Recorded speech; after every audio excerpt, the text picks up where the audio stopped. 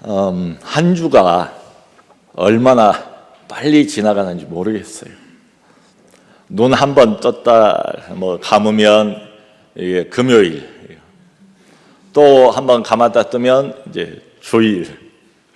저는 그래요. 느낌이 정말 화살같이 엊그제 월요일 같은데 벌써 토요일이고 주일이고 그렇습니다. 아마 여러분들도 비슷할 것 같아요. 일주일 내내 수업 열심히 잘 들어야죠. 얼마나 소중한 기회입니까? 놓칠 수 없죠. 또 과제물 거의 매일같이 작성해야 되고 리포트 제출해야 되고 하다 보면 정신없이 한 주가 흘러가지 않을까. 그리고 이제 주말이 돼요. 그러면 이제 설교 준비 또 본격적으로 해야 될 것 같고, 주말에 이제 이것저것 교회 사역이 또 얼마나 많습니까? 교회 사역도 감당해야 되고, 참 수업도 너무 중요하고 놓칠 수 없고, 우리의 사역도 너무 중요하고 놓칠 수가 없고, 근데 이렇게 열심히 하다 보면 한계를 좀 느낀 때도 있습니다. 한계, 시간적인 한계, 에너지의 한계, 또 내 역량의 한계, 이런 걸 느끼게 돼요. 사람이니까 다 당연하지요. 저도 가만히 헤아려 보니까 매주마다 반복적으로 계속 해야 되는 일들이 한 13가지 정도 되더라고요. 그걸 매주마다 반복을 해야 돼요. 하다 보니까 이 모든 걸 다 잘할 수는 언제나 다 잘할 수는 없을 것 같고, 그래서 좀 선택과 집중, 다른 건 몰라도 중요한 것에 선택하고 집중하고, 이게 필요하지 않을까, 이런 생각을 하게 됩니다. 초대교회 사도들 형편도 크게 다르지 않았던 것 같아요. 여기 이제 1절을 보면 제자들의 수가 더 많아졌는데, 이렇게 시작을 하고 있습니다. 그러니까 예루살렘 교회가 급성장을 한 겁니다. 그도 그럴 것이, 베드로 설교 한 번에 3,000명이 교회 안으로 들어오잖아요. 사도들이 설교를 했는데 그 말씀을 듣고 남자의 수만 5,000명이 교회에 더해졌다, 이렇게 나와 있습니다. 사도행전 저 뒤쪽에 21장을 보면 예루살렘으로 올라온 바울을 향해서 야고보 사도가 이런 말을 해요. 이미 예루살렘 교회에 예수를 믿는 유대인 숫자만 수만 명이 있다. 유대인만 이미 믿는 사람들이 수만 명이다. 여러분, 교회가 이렇게 부흥의 시대를 맞이해서 급성장을 하는 게 참 얼마나 감사합니까? 얼마나 좋습니까? 얼마나 지금 우리 한국교회 형편을 보면 그립습니까? 이런 때가 좋은데 또 문제도 더 많아져요. 왜냐하면 돌봐야 할 성도들 숫자가 그만큼 많으니까 그렇죠. 그래서 초대교회 최초로 갈등, 분열 조짐이 보입니다. 그게 뭔가 하면 당시 이제 과부들이 교회 안에 꽤 많았던 것으로 보입니다. 그런데 묘하게도 히브리파 과부들은 매일 구제, 음식을 비롯한 생필품이라든가 이런 것 등등 이걸 공급을 받았어요, 교회로부터. 그런데 헬라파 과부들은 매일같이 이게 빠지는 거예요. 요즘으로 치면은 얘기 심하면 무슨 인종차별하는 것처럼, 같은 공동체고 같은 하나님의 교회 울타리 안에 있는데 어떤 사람들은 매일매일 교회가 챙겨주는 것 같고 마음을 쓰는 것 같고, 또 의도했던 건 아니겠지만 어쨌든 숫자가 많다 보니까 헬라파 과부들은 매일 구제에서 빠지게 됐습니다. 그래서 어쩌면 최초로 초대교회가 맞이한 본격적인 갈등, 공동체 안에 어떤 텐션, 마음들이 나눠질 수가 있잖아요. 이렇게 되면 분열 조짐이 보였습니다.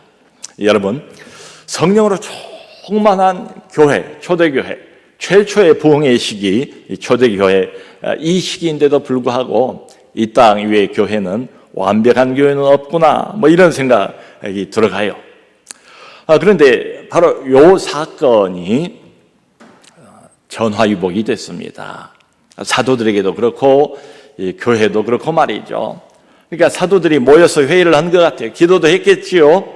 그래서 사역의 우선순위를 어떻게 할 것인가, 그 우선순위를 정하는 계기가 됐어요.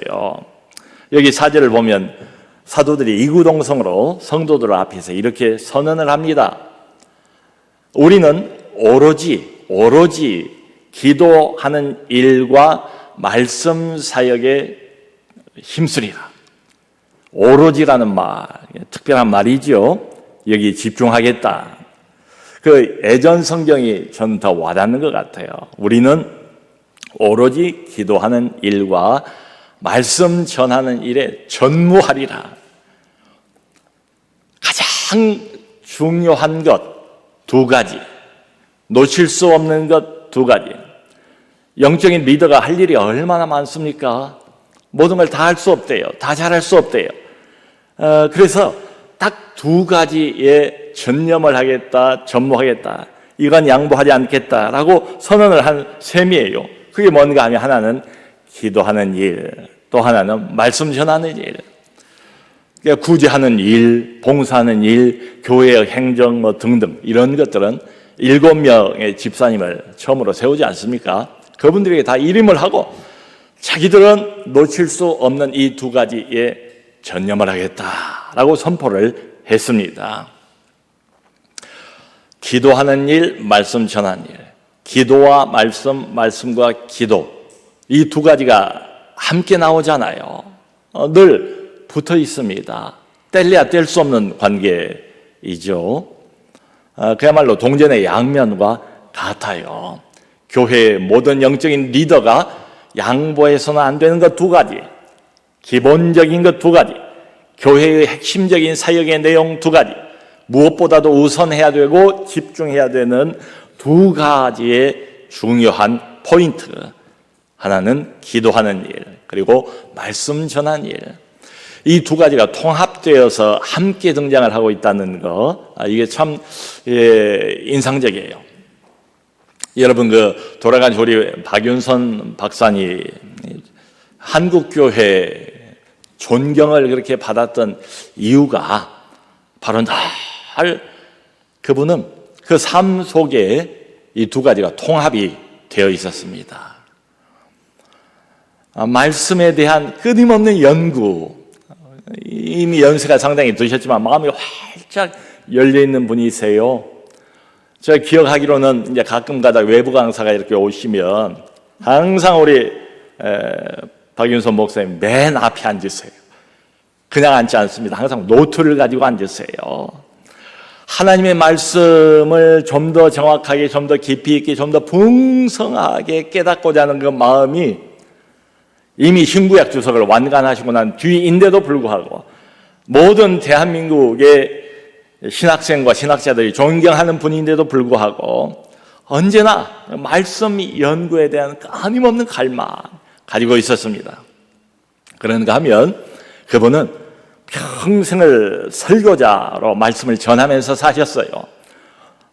뛰어난 주석가이기도 했지만 그분은 본인 스스로를 설교자로 생각했음이 틀림없습니다. 평신도들을 향해서도 설교하셨고 신학생들을 향해서도 끊임없이 설교하셨고 목회자들을 향해서도 끊임없이 설교하시고 말씀을 전하셨던 그런 분입니다. 자, 그런데 우리가 놓치지 말아야 할 바로 이겁니다. 그분은 또한 동시에 끊임없이 기도하셨던 분이에요. 저는 그렇게 기억을 해요. 기도하셨던 분, 기도를 그치지 않는 분, 기도를 자신의 인격과 삶으로 보여주셨던 분이 바로 우리 박윤선 박사님이셨어요. 그분이 종종 기도에 관해서 이런 말씀을 하셨습니다. 죽기 내기로 기도하라. 생명을 걸어놓고 기도하시오. 가장 중요한 시간, 그 시간에 기도하시오. 기도에 힘써야 살 수 있습니다. 뭐 이런 이야기를 계속 학생들에게도 반복해서 말씀을 해주셨습니다. 그분이 그렇게 사신 거예요. 근데 이런 우리 박 목사님의 기도의 영성은 이미 평양신학교 시절부터 아주 젊은 시절부터 몸에 밴 것 같아요. 그 평양신학교 당시에 유명한 기도 3인방이 있었답니다. 돌아가신 방지일 목사님, 그리고 김진홍이라는 목사님, 그리고 우리 박윤선 박사님, 기도 3인방. 이 세 학생이 종종 장대현 교회에 들어가서 얼마나 열정적으로 얼마나 막 부르짖고 그야말로 자신의 영혼을 완전히 터뜨리면서 종종 기도를 했던가 봐요. 얼마나 열정적으로 기도를 했던지 붙잡고 있던 그 의자에서 손에서 피가 날 정도로 그렇게 기도를 했답니다. 그러니까 아마 이 신학생들의 이런 모습을 점잖은 당시에 그 장대현 교회 감당하기 어려웠던가 봐요. 그래서 이제 허락을 안 한 거예요. 그 공간을 안 내주는 거예요, 이 학생들에게. 그러니까 이 기도꾼들이 말이죠, 평양에 그 모란봉이라고 있지 않습니까? 모란봉 뒷산 그 뒷숲으로 가서 새벽 4시부터 아침 7시까지, 새벽 4시부터 7시까지 하나님 앞에 엎드리고 부르짖고, 이런 기도의 영성을 이미 젊은 시절부터 몸에 터득을 하신 것 같아요. 이 학교가 처음 시작되었을 때에 관심들이 이제 많았지요. 총신 사태가 있었고, 그걸 뒷 배경으로 하고 새로운 신학교가 세워졌으니까 한국 교회의 개혁을 이게 목표로 하면서 이 학교가 출발을 하지 않았습니까? 관심들이 많았어요. 어느 신문사의 기자가 그렇게 물어봤답니다. 우리 학교에 그 이념이 있지 않습니까? 교육 이념, 바른 신학, 바른 교회, 바른 생활. 그런데 그 좋은 이념을, 그 교육 이념을 어떻게 달성하고자 하십니까? 그랬더니 대뜸 우리 박윤선 박사님이 대답하신 말씀이 기도를 정밀하게 하는 일에 더욱 힘쓰고자 합니다 라고 대답을 하셨어요. 기도를 정밀하게 하는 일에 이 학교, 새로 출발하는 이 학교, 한국교회의 개혁을 염두에 두고 그걸 목표로 출발한 이 학교는 기도에 더욱 정밀하게 힘쓰는 학교가 되려고 합니다. 그러니까 형식적으로 기도하지 않겠습니다. 대충 기도하려고 하지 않겠습니다. 제대로 기도를 하려고 합니다. 깊이 기도를 하려고 합니다. 마음을 담아서 기도를 하려고 합니다. 간절히 기도를 하려고 합니다. 바른 신학도, 바른 교회도, 바른 생활도 우리에게 무슨 힘이 있습니까? 무슨 재주가 있습니까? 오직 하나님 앞에 매달리는 그 기도의 힘으로 이것들을 이루고자 합니다 라고 대답을 하셨어요. 여러분, 저는 그렇게 생각이 돼요. 박 목사님이 또 그런 말씀도 가끔 하세요. 기도를 깊이 해서 성령의 감화가 철철 넘쳐나는 그런 신학을 우리 학생들에게 가르치겠습니다. 이런 이야기죠. 그리고 이런 말씀도 때가 되면 늘 하세요. 기도가 빠져버린 신학, 기도가 충분하지 못한 신학, 하나님 앞에 먼저 매달리는 일이 없는 우리 인간의 이성으로 세운 그런 신학, 그러면 아주 쉽게 신학이 자유주의화가 되어버린다. 하나님 말씀 자체에서 떠나게 된다. 이런 말씀을 종종 하셨던 기억이 나요. 여러분, 여기 말씀을 보면 기도와 말씀과 기도가 함께 연결해서 동전의 양면처럼 함께 등장을 하잖아요. 그런데 사도들이 뭐라고 말을 하는가 하면 우리 모두는, 이 사도들은, 교회의 영적 리더는 기도하는 일과 그 다음에 말씀 전하는 일에 전무하리라, 힘쓰리라. 이 둘 사이에도 순서가 있지 않습니까? 성경을 보면 기도가 먼저 나와요. 저는 이것도 의미가 있다라고 생각을 해요. 영감받은 이 저자가 그냥 썼을 것 같지는 않고 의미를 부여를 해보는 겁니다. 기도가 먼저 나오고 그 다음에 말씀 전하는 일이 뒤따라 나온다. 이게 일리가 있어요. 왜냐하면 기도가 충분치 않은 이런 말씀, 기도로 충분히 달구어지지 않은 이런 설교 어떻습니까? 설교를 하긴 해도 은혜가 없어요. 설교를 하긴 해도 반응들이 냉랭해요. 별로 효과가 없어요. 기도가 먼저 충분하고 그 기도로 말씀의 내용을 적시지 않은 이런 설교는 머리를 움직일 수는 있을 것 같아요. 지식을 좀 전달할 수는 있을 것 같아요. 근데 그 심령을 강타하고 그 심령을 변화시키고 심령의 하늘의 은혜를 공급할 수 있을까? 그러기는 어려울 것 같아요. 여러분, 그 영국의 설교자들에 대한 이야기를 저도 처음에 보고 깜짝 놀랐습니다. 영국 설교자들의 평균 기도 시간이 하루에 3분이에요. 3분. 그래서 이거 공이 하나 빠진 것 아닌가? 아무리 그래도 그렇지 3분이 말이 되나? 그랬더니 3분이에요. 제 말이 아니고 그 영국의 유명한 마틴 로이드 존스 목사님 웨스트민스터 채플이라는 교회가 있지 않습니까? 그 웨스트민스터 채플의 로이드 존스 목사님의 후임으로 강단을 맡은 분이 미국 사람이에요. R.T. 켄달이라는 분입니다. 원래 옥스퍼드에 와서 학위까지를 한 분이에요. 근데 이분이 이제 강단을 맡았어요. 오랫동안 영국에서 목회를 했습니다. 영국 사정을 너무 잘 알죠. 근데 그분이 자기 책에서 그렇게 이야기를 해요. 영국 목회자들의 평균 기도 시간을 내가 보아하니까 3분이다. 이 말은 기도 안 한다. 영적 리더지만 목회자지만 기도 안 한다. 기도가 없다. 기도가 없는 목회다. 기도가 없는 설교다. 말씀이다. 메시지다. 여러분, 그러므로 영국 교회가 이렇게 참 날개 없는 추락, 침체 일로를 걷는 게 이해가 되지 않습니까? 이런 상황에서 무슨 교회 성장, 이런 상황에서 무슨 건강한 신앙, 무슨 부흥을 과연 기대를 할 수 있겠는가? 전반적으로 유럽의 상황도 다르지 않잖아요.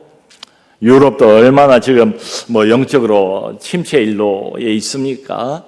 오래된 교회는 관광지로 변해버리고, 그리고 이 나라 저 나라 보면 이슬람으로 개종하는 사람들이 점점 많아지고, 이슬람의 그 사원, 모스크가 여기저기 우뚝 서가는 이런 형편으로 탈바꿈되고 말았습니다. 그러니까 이게 다 뭘 말합니까? 신학은 있는데 기도가 없어요. 유럽 신학, 지금도 최첨단의 신학, 그렇게 자부심을 가질지도 모르지요. 그런데 신학은 있는데 기도가 없어요. 이론은 있어요. 이론은 있는데 마음은 차가워요.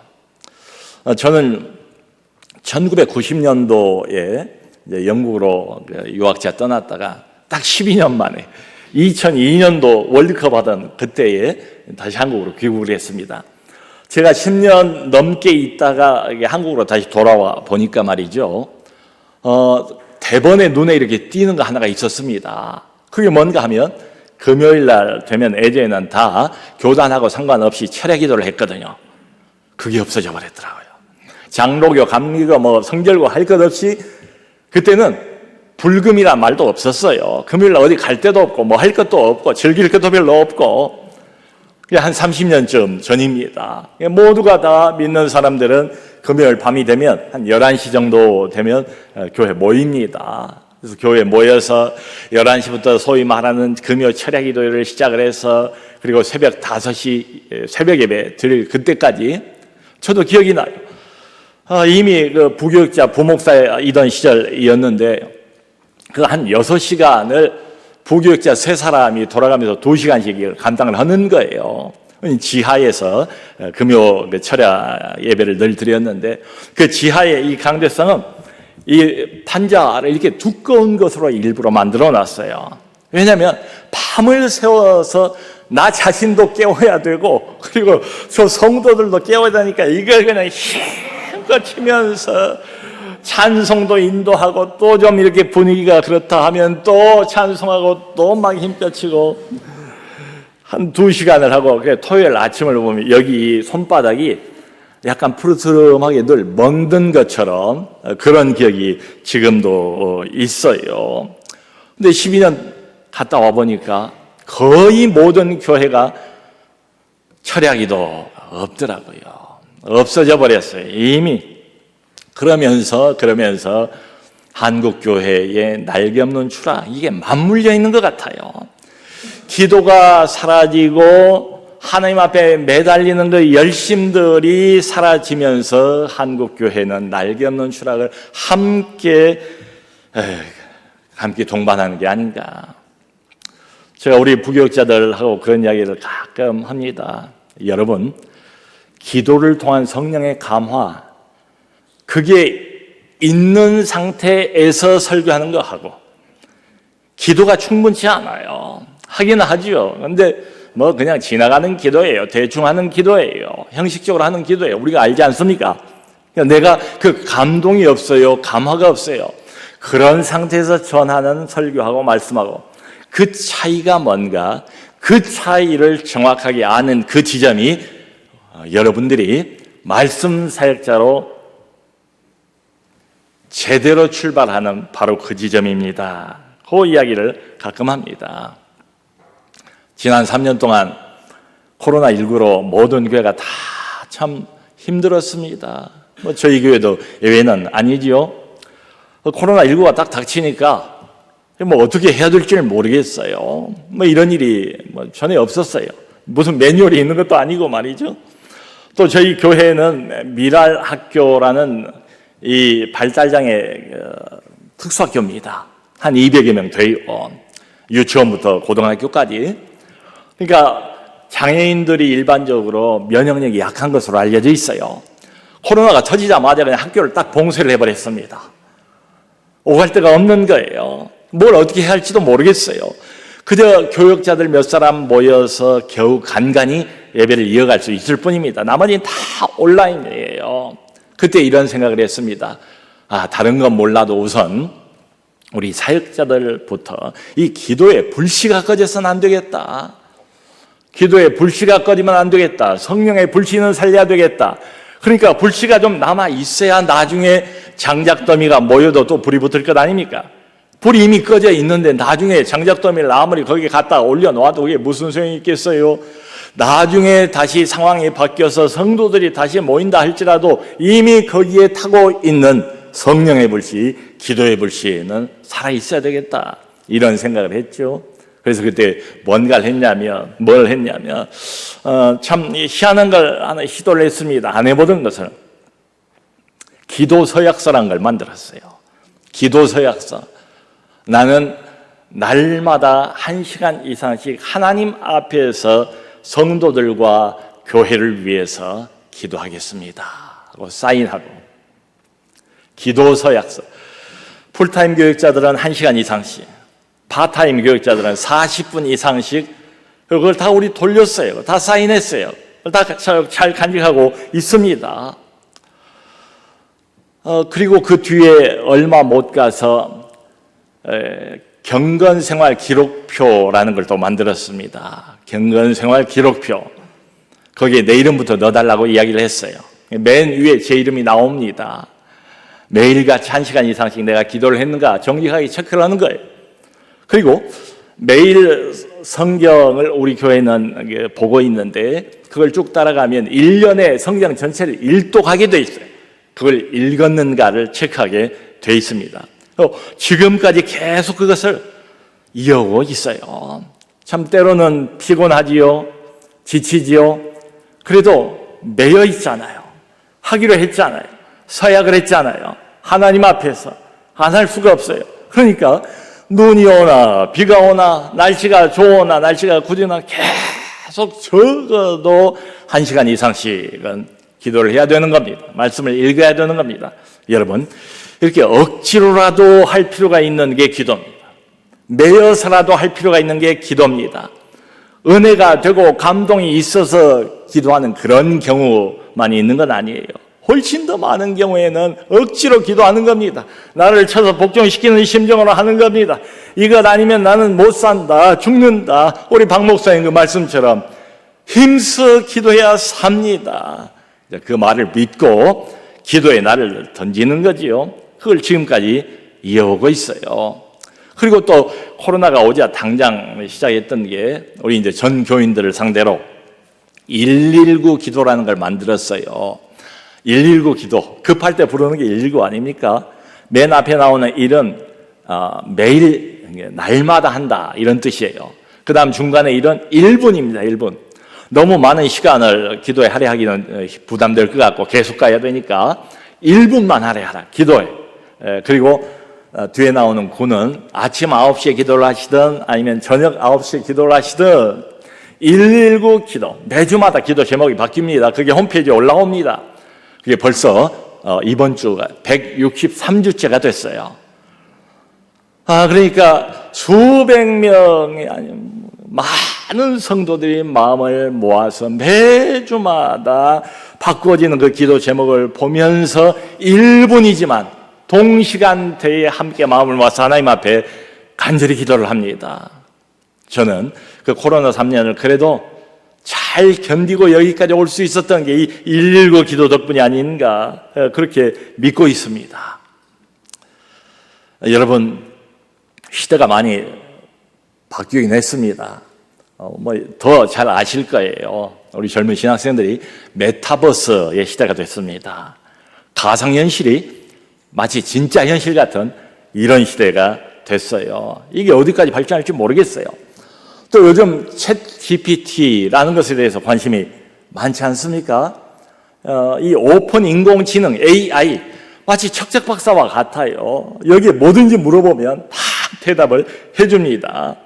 이게 도대체 이 사회를 어디까지 끌고 갈지 어떤 또 문화혁명을 가지고 올지 우리가 알 수가 없습니다.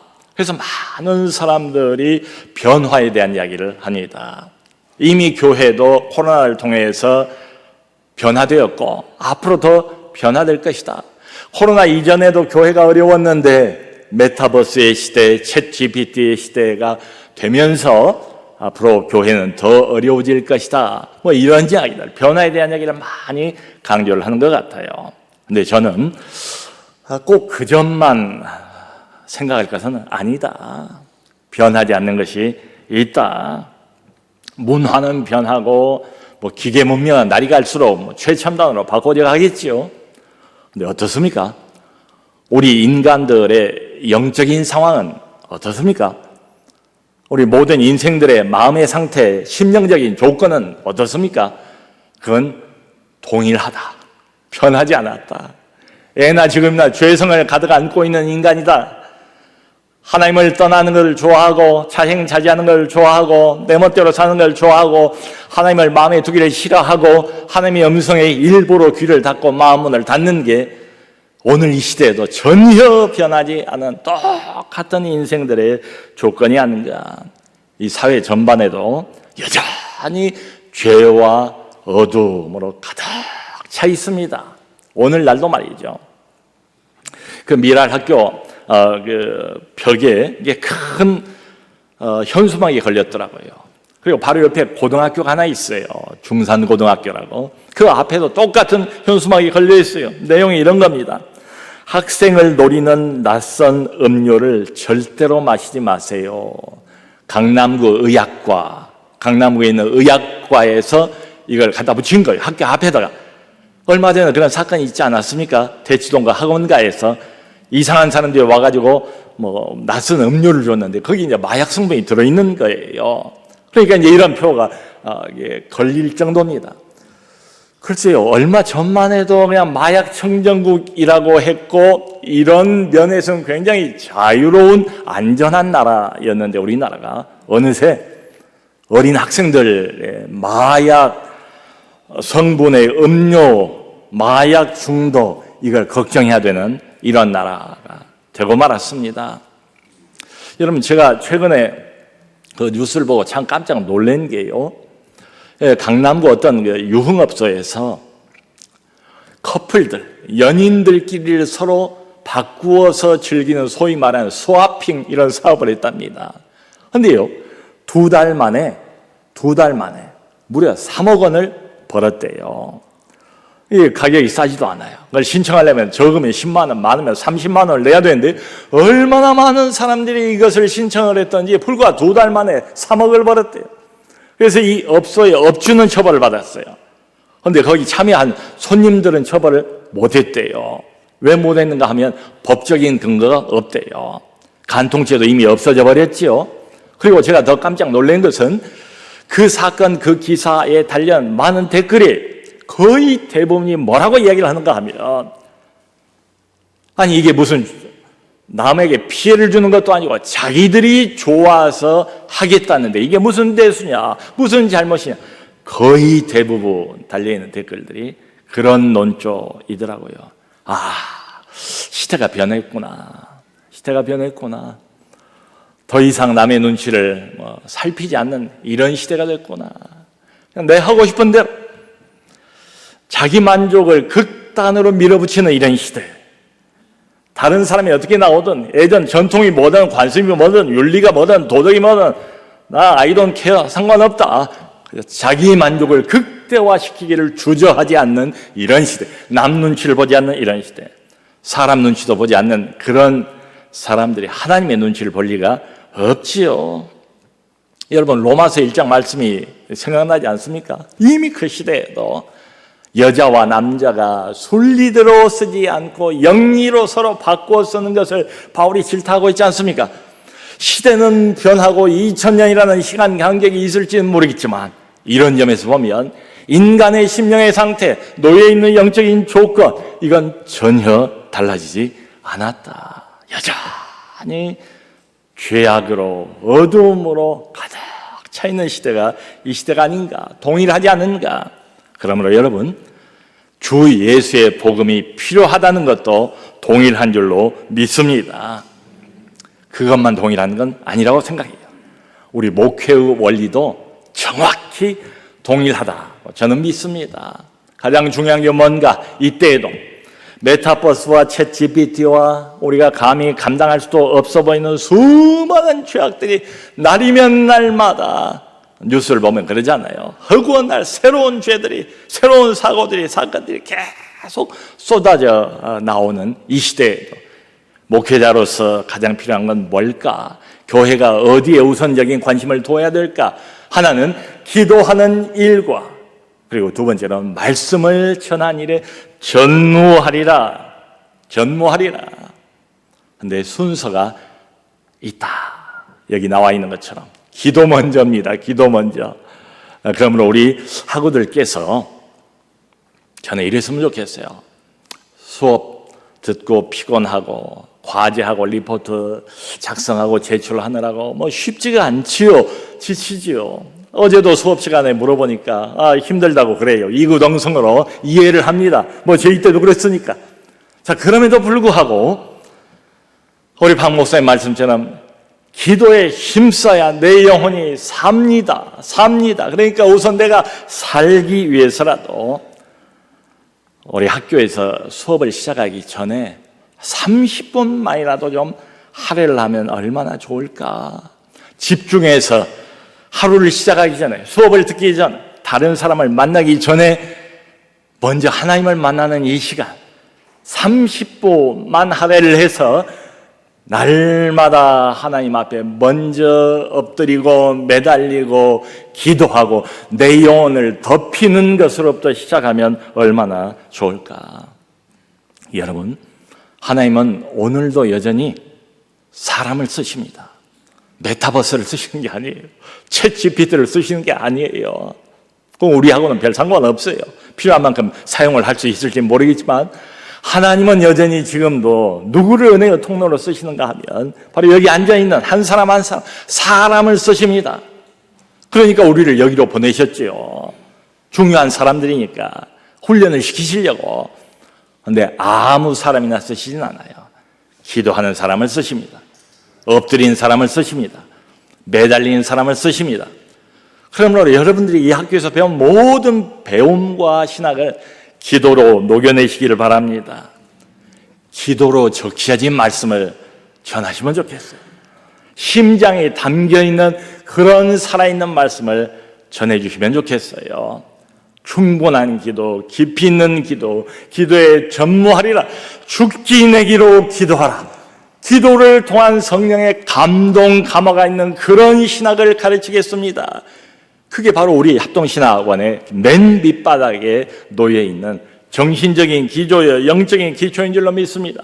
모쪼록 늘 기도에 힘쓰셔서 하늘의 능력으로 충만하시고 교회에 큰 유익을 끼치시는 우리 모두가 될 수 있기를 주님의 이름으로 축원합니다. 기도합시다. 주님, 우리는 마른 막대기와 같지도 못한 이런 자들입니다.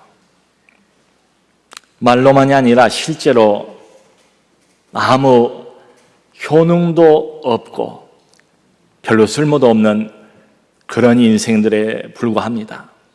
신학을 공부하고 주 예수를 고백하고 믿음을 가르치긴 하지만, 그러나 주님, 흔들리기 잘하고 넘어지기 잘하고 세상 어두움의 그 쓰나미와 같은 능력을 도무지 감당을 하지 못한 때가 많습니다. 주여, 그럼에도 불구하고 우리를 여기까지 보내시고 훈련시키시고 말씀을 배우게 하신 이유는 오직 하나님의 이름을 위해서인 줄로 믿습니다. 하나님의 영광을 위해서인 줄로 믿습니다.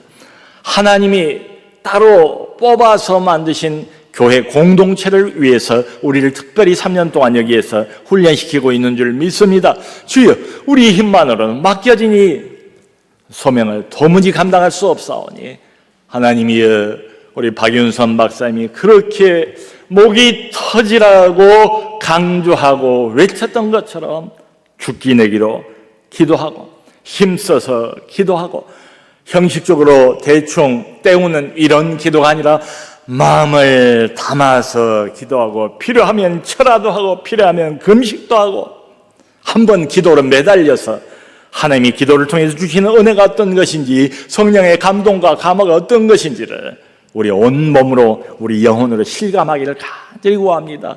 하나님이 우리 귀한 학우들 한 사람 한 사람을 만져주시고 위로해 주시고 은혜 주시고 무엇보다 하늘 문 여시고 우리 모두에게 기도의 영을 부어 주옵소서. 성령으로 충만하게 하여 주옵소서. 성령 충만한 신학이 되게 하시고 성령 충만과 하늘의 은혜와 능력을 바탕으로 해서 말씀을 전하고 교회를 살리는 우리 모두가 되게 하시고 이 귀한 신학교 될 수 있도록 두 손 들어 축복하여 주옵소서. 예수 그리스도 이름으로 기도합니다. 아멘.